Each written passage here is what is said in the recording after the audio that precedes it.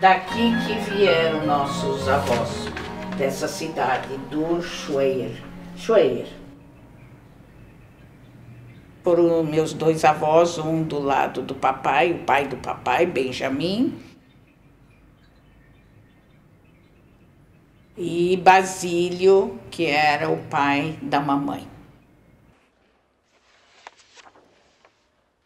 Nascido a 21 de setembro de 1866 e residindo no Brasil desde 1888, perdeu a cidade de São Paulo muito em particular, um de seus filhos adotivos que mais contribuíram para o seu crescimento e dinamismo. Um dos bairros de nossa capital, pelo menos, e que hoje se assemelha por sua extensão e densidade a muitas das maiores cidades do interior, o Ipiranga, deve seu índice de progresso à iniciativa do grande industrial e benfeitor que foi Basílio Jafé.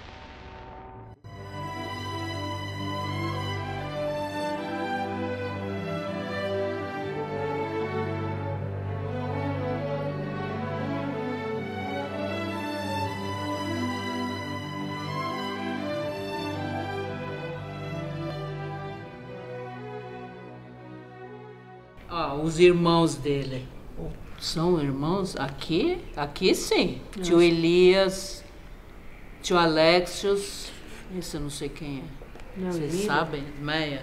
Peraí. Meia, chega perto. Meia, você conhece o povo aí. Aqui é tudo no Guarujá. O tio João, né, que era o que a gente lembra e ficou sabendo, é que ele era uma pessoa assim diferente, né? Então ele gostava de, como é que vamos dizer? Acho que diríamos nos termos de hoje que ele era um bom vivant. Ele ia lá na fábrica e, vamos dizer assim, fazia halteres com os funcionários. Então ele levantava o pessoal um em cada braço. E é engraçado, né? Porque isso é a história que o pessoal conta. Até o pessoal, acho que, tipo, pagou um salário para ele não ficar lá, não trabalhar, porque ele só atrapalhava. Então é isso é que conta.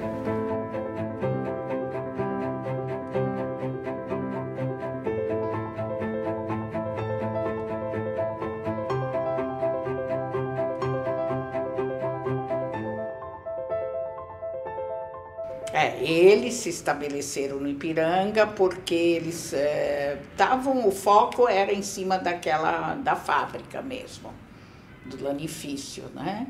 E então foram construindo as casas lá perto, tinha até vila operária. Mas eles se expandiram muito de fiação, compraram minas, né? Voltou-se para mineração, né? E aí que eu não sei bem quando se encerrou isso, mas deixou frutos, muitos frutos, tanto é que as famílias vivem ainda desses frutos, né? Os pais de vocês são primos? São primos e irmãos, porque os pais são irmãos, como eu estava falando, Benjamin e Basílio. Eu acho que era na época, eu acho que se procurava essa meio que, não consanguinidade, mas se procurava os casamentos em torno da mesma, não da mesma família, mas da mesma colônia. O que saiu que a tia Violeta sempre fala lá de Paris, né? Que foi anunciado no jornal de Paris, que estava lá uma senhora brasileira, senhora não, já era senhora casada. Eles eram chiquésimos, a gente não pode negar. Ela tinha ascendência sobre as pessoas da família até, quer dizer, era uma pessoa que era procurada para conselhos para sobrinhas, sobrinhos, principalmente as mulheres, né? Porque naquela época homem pedir conselho para mulher, jamais. Mas as mulheres, sim. Então, ela era uma pessoa, era uma liderança na família.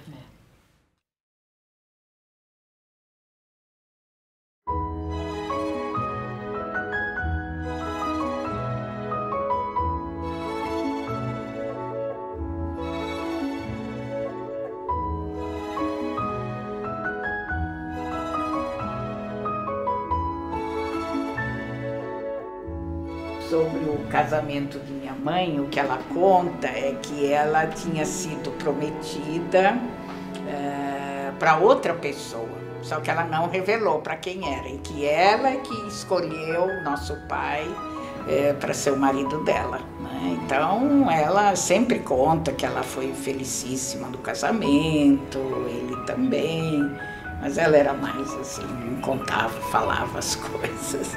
Ela se vangloriava disso, que ela escolheu, que não foi um casamento prometido. Porque... meio como exceção. Eu acho que porque bem condiz com a personalidade dela, que ela era uma pessoa muito forte.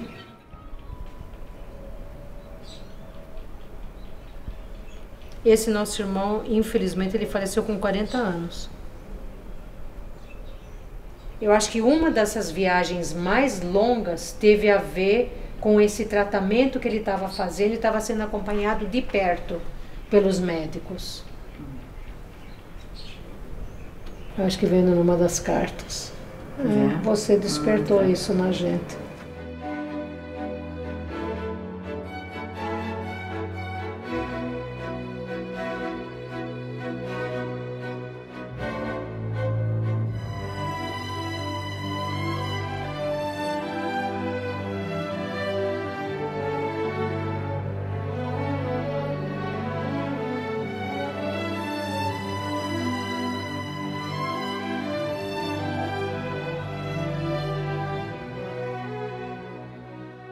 Essa viagem de um ano, eu não sei direito qual foi o itinerário, mas a gente sabe que tinha o deserto do Líbano, os desertos estavam incluídos, não é? Tanto é que eles acabam voltando da lua de mel de Zeppelin. E foi um choque, porque eu acho que a vovó e o vovô não sabiam disso. Isso. Minha avó não podia saber. Minha mãe falou, você não pode contar, ninguém pode contar nada, nós vamos descer. Mas aí, na véspera, parece que alguns dias antes deles descerem, ela ficou sabendo, ficou brava, chamou os irmãos do meu pai. Então, o folclore é que eles adoravam mesmo viajar. O prazer deles era viajar. Uma de mel longa. Foi de um ano. Eles viajavam muito por longos períodos e para os 4 cantos do mundo. A minha dúvida era, eles estão indo só a passeio, eles também estão indo a trabalho, e é uma coisa muito moderna para a época, porque eles não estavam indo para lugares óbvios, eles eram mesmo desbravadores. Sim. Sim.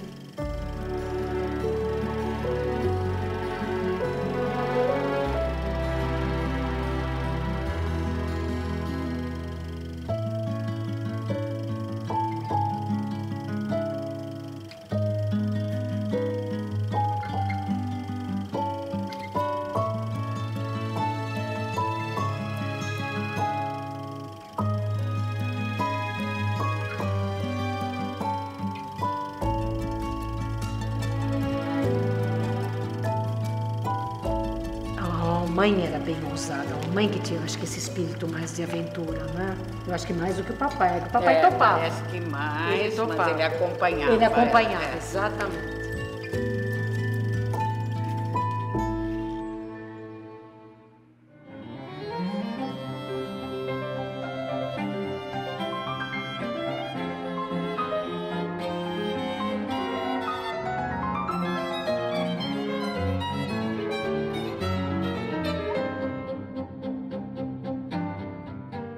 Enquanto ele estava na lua de mel, a casa estava sendo construída. Essa nossa casa, a casa onde ele ia morar logo que voltasse da lua de mel. Foi construído pelo papai, pelo nosso pai.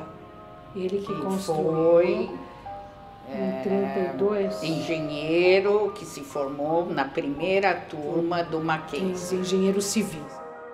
Ele construiu então alguns prédios, inclusive que levam 7 de abril. 7 de abril, que leva o nome do Gustavo, que era um dos filhos. Depois tem um outro prédio com o nome de Eduardo. Mas uma coisa interessante é que todo o estilo da casa deles, e era uma coisa das diversas casas do Ipiranga, é assim, vinham coisas da França. Várias peças foram trazidas de fora para compor a casa e copiado o estilo das casas da Europa.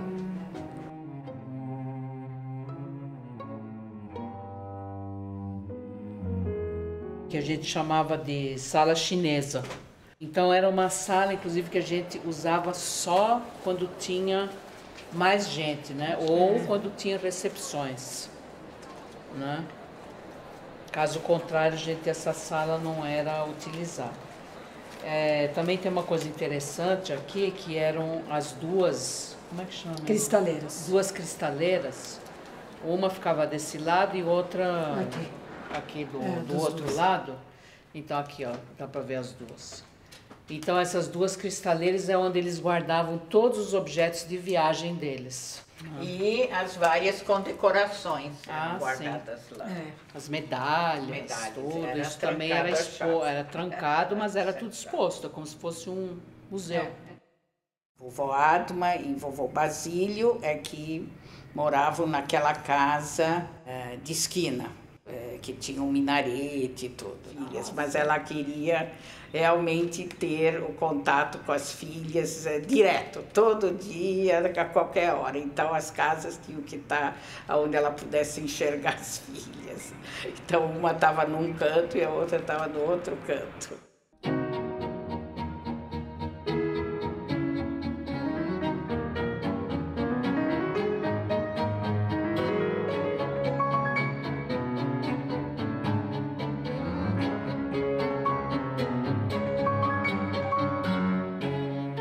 Se não fosse dar, a gente ia jogar fora, se desfazer.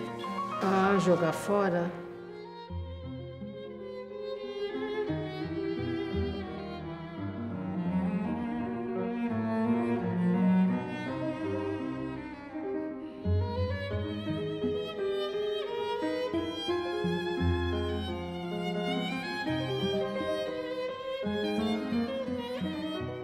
Depois que a gente entendeu também que o modo de viver, as coisas que indicavam como a pessoa vivia, como os meus pais viviam, que seriam também importantes para construir toda a história. Quer dizer, não queremos jogar fora, não temos espaço. Mas, na verdade, não há um interesse assim, específico de ir colecionando as coisas. O que a gente vai fazer com tudo isso? Então, quer dizer, não deixou de ser quase que tudo surpreendente o fato de vocês, além de livros, que eu acho que era uma coisa mais comum para imaginar que vocês gostariam de ter, e objetos. E alguns objetos, né? Porque pensando em museu, aquela coisa mais clássica de museu, tem uma biblioteca, tem objetos. Então aí tudo, eu acho que foi nos surpreendendo, né? O fato do museu querer, né? Surpreendendo super positivamente, um alívio. E como o museu do Ipiranga, o Museu Paulista era muito lá do lado, né, quintal de casa, né, a gente entrou em contato, né, mas os nossos pais não tinham falado nada a respeito disso, de que doa isso, doa aquilo, não. Isso eu acho que é uma coisa que partiu de nós mesmos, de nós mesmas, né. A gente dividiu, cada uma escolheu o que queria ficar, museu, algumas vendas, parentes que quiseram algumas coisas também, e depois nós vendemos a casa. As coisas que ficaram comigo são coisas que eram representativas da casa, ao meu modo de ver, e que para mim seria uma lembrança. Então eu tenho algumas coisas que me fazem, né, isso estava, talvez eu não me lembrasse exatamente onde é que estava o objeto, mas era um objeto importante, era um objeto do dia a dia deles. Então, para mim é legal, tem copos, tem alguma louça, tem... Alguns álbuns também ficaram com a gente, nós ainda temos alguns álbuns, de coisas acho que mais Mas coisas onde a gente está junto, né? Nós estamos juntos. Isso ficou conosco. Quer dizer, na verdade, o museu não tem nada onde a gente aparece. Resolvi ficar com as cartas, assim, ficar para olhar, porque o museu já me pediu algumas vezes. Mas, por exemplo, eu tenho uma caixa aqui incrustada, tem madrepérola, tem vários, caixa mais, assim, oriental, não é? Tem uma caixa lá também do jogo de gamão, mas eu não jogo, nunca joguei, mas achei a caixa bonita. E tem uma coisa que é, assim, é uma história que eu falei que eu ia mostrar, que é um fogão, um fogãozinho que minha mãe cozinhava neste fogão desde os 9 anos de idade dela. Ela já adorava a cozinha desde aquela época e ela conseguia cozinhar naquele fogão de ferro, tá aí. Não, isso eu vou deixar aqui por enquanto. Nossa, os postais são lindos, né? Lindos, lindos. Lindos, né? Parecem Nunca tinha visto. Coisas de arte, né? Eu nunca tinha visto esse álbum. Vi, acho que com cuidado. Vocês lembravam de todas essas imagens? Não. Nem eu. Então, para mim está sendo até novo. Isso ficava dentro de umas caixas gigantes e ficava tudo jogado dentro de uma caixa. E jogado longe dos olhos de todos e de tudo. Então, o que era mais significativo eram os filmes, as fotos que eles traziam. Então, aquilo lá tem significado para mim. E isso para quem não, porque também ficava jogado, ficava guardado longe dos olhos da gente. 11 de agosto de 34, não foi do casamento? 16 aniversário da festa de casamento. Da festa de casamento deles. Marcha nupcial, depois a programação musical.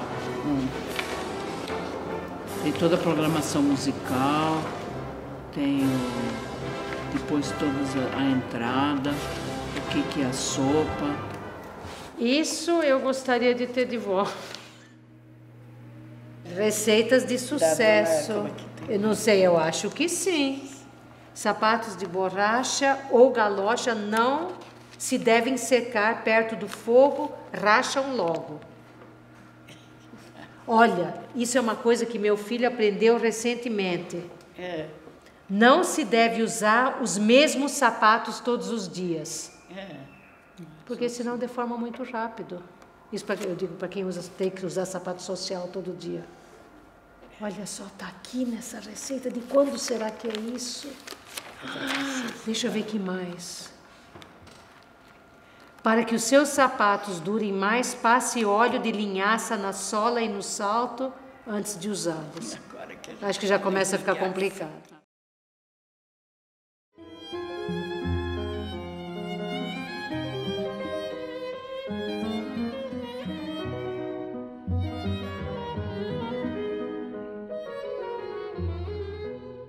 Vocês tinham um projetor de filmes no sótão? Sim, a mansarda. Nós chamamos de mansarda. Tinha a sessão de cinema. Tinha lugar com cadeiras de madeira. Tinha diversos níveis de piso e uma telona. Isso eu me lembro bem. Depois, uma vez voltado das viagens, de uma viagem. Feito filme, editado, etc, não sei. Aí, só não me lembro, éramos só nós ou vinha bastante gente? Não me lembro disso. Me lembro que eu assisti. Acho que era gente, mas também não lembro direito. Mas eu gostava de assistir isso eu gostava. Subir na mansarda para sessão de cinema. Mas não tinha pipoca e café, tinha? Que tinha um trenzinho também, um trem que ocupava essa sala. Era um trem montado, veio dos Estados Unidos. Essa parte eu me lembro. A gente brincava muito lá, muito. Eu não lembro, assim, muita coisa da minha infância. Eu lembro, sim, que eu tinha aula de ginástica lá, com uma professora. A gente usava lá o salão, não sei, vocês também? É isso? Sim. Tinha um dia de visita. Eu ia falar. Da vovó Adma às quartas-feiras. Era o dia que tinha os docinhos. Era segunda-feira à tarde. Uma caixinha, né? Sei lá. Lendo as cartas agora tão recentemente que a gente ficava, eu não tinha me dado conta que a gente ficava tanto tempo só com as babás. Eu realmente, isso foi coisa das cartas, né, de escrever, de eu escrever e falar, mãe, eu estou te escrevendo para pedir autorização para um acampamento. Me parece que o acampamento era para o mês de férias de janeiro, e eu então precisava, provavelmente, eu imagino pelo teor da carta, que eu precisava dar uma resposta antes deles voltarem de viagem, então eu estava escrevendo para perguntar se eu poderia ir. Então, eu falei, nossa, até pedi autorização para isso, quer dizer, estava realmente bastante tempo fora, né? Porque, poxa, tem que fazer isso por carta. E minha mãe dizia que ela tinha que acompanhar meu pai. Não sei se isso era comum em todas as outras colônias, mas ela, como meu pai adorava viajar, ela acompanhava ele. Era mais importante ela estar junto com ele. E minha irmã tinha recém-nascido, ela não tinha nem 1 ano, e minha mãe viajou com meu pai. Eu, particularmente, não me lembro, assim, de tantas coisas, assim, quer dizer, eu me lembro muito do brincar, me lembro muito da babá, né, da governante, né, eu tinha uma e elas tinham outra. Me lembro muito de brincar no Museu de Ipiranga, aqui no jardim do museu. De bicicleta, correr. Não, bicicleta na casa deles e vinha brincar aqui. Você lembra disso? Vocês lembram de vir brincar aqui? Mas a gente trazia alguma coisa? Trazia balde ou alguma coisa ou ficava só correndo? Não sei. Entre aquelas... as fontes, aqueles arbustos grandes. Nossa, muito. Meio que, não sei se diariamente ou semanalmente, pelo menos uma vez por semana, a gente ia brincar lá. Me lembro muito de brincadeiras no jardim da casa, porque a casa tinha um jardim grande. Então a gente brincava de esconde-esconde, andava de bicicleta. Então eu tenho muitas lembranças assim. E aí realmente não tanto com eles, não consigo me lembrar muito da presença dos meus pais. Os últimos 10 anos da minha mãe, que ela faleceu 10 anos depois dele, foram muito próximos a ela. Aí sim. Aí que a gente se aproximou. Muito.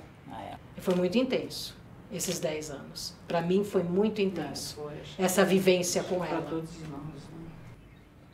Era a realidade que a gente vivia, né? Quer dizer, para nós era o dia a dia.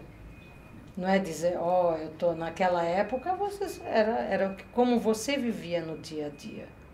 Era diferente de outras pessoas, na verdade a gente nem se dava muito conta disso, na época. Por exemplo, o pessoal da escola ia lá na casa, como amigos, para fazer trabalho de escola, não sei o quê. O pessoal falava, mas você não se perde aqui dentro? Sabe, como que eu vou me perder dentro da minha própria casa, né? Então, sabe, era uma coisa muito natural. Na realidade, eu acho que eu nunca tive também, como elas falaram, esse apego, assim, à casa. Eu ia vivendo, estava bem lá enquanto estava com eles, curtia as festas. Acho que já no 4º ano da faculdade eu fui fazer projeto Rondon. E aí que eu fiquei meio impressionada, fiquei meio deprimida, porque eu fui na nossa região mais pobre aqui de São Paulo, Vale do Ribeira. Aí eu comecei a ficar meio mal, me sentindo mal, como que eu tinha aquela casa. Então já coisas mais pessoais, né? Mais fortes assim. Existe uma lembrança agradável, uma lembrança boa, uma lembrança que revela que o mundo não era só aquilo, era uma parte que para mim foi muito natural, mas o mundo é muito diferente daquilo. Aquilo é uma coisinha pequena, né? O mundo é muito maior e bem diferente. Para mim foi um tempo que se foi. Foi aquilo lá que eu vivi, foi bacana, gostava de ter aquele jardim imenso. Para mim foi importante ter crescido lá. As pessoas realmente veem a família Jafé como um exemplo, uma liderança. Nós, como vivemos isso, a gente não dava a devida importância ou dimensão da coisa, né? As pessoas de fora acham, às vezes, as coisas mais importantes do que a gente tem como dimensão, porque para nós era uma coisa natural, era uma coisa do dia a dia, né? O fato do museu ter querido essa coleção, eu só continuo, sempre a gente fica na dúvida, mas pelo menos se o museu aceitou é porque alguma importância deve ter. Se faz parte de pesquisa, se pode fazer parte de pesquisa, eu acho ótimo. Além de compartilhar com as minhas irmãs coisas que a gente evidentemente não fica conversando porque a gente não está vendo, quer dizer, desperta porque a gente está vendo. E aí você começa a lembrar coisas do passado, brincar sobre algumas coisas, lembranças, né?